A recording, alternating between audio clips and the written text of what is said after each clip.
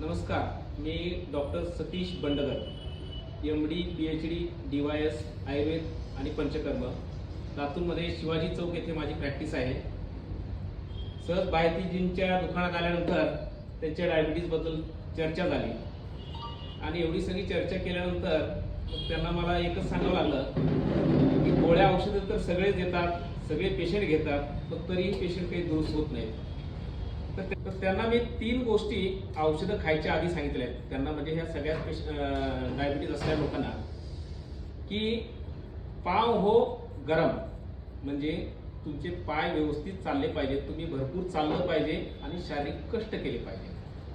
त्याच्यानंतरचा दुसरा मुद्दा म्हणजे पेट हो नरम, म्हणजे डायबिटीजच्या लोकांनी गोड नाही खायला पाहिजे, रात्री उशिरा नाही जेवलं पाहिजे, काय खायचं काय नाही याचं तारतम्य तरी ठेवायचं, म्हणजे पोट त्यांनी नरम ठेवायचं.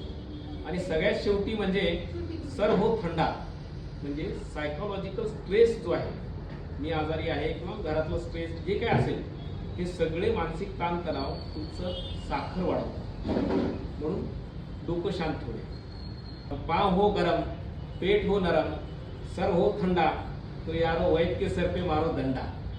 तर तुम्ही हे जर 3 केलं तर तुमचा डायबिटीज नक्कीच कंट्रोलमध्ये येईल. आणि याच्या उपर काही असेल तुम्हाला ट्रीटमेंटची गरज, तर आम्ही आहोत किंवा तुमचे जे कोणी संबंधित डॉक्टर आहेत ते प्रयत्न करतील.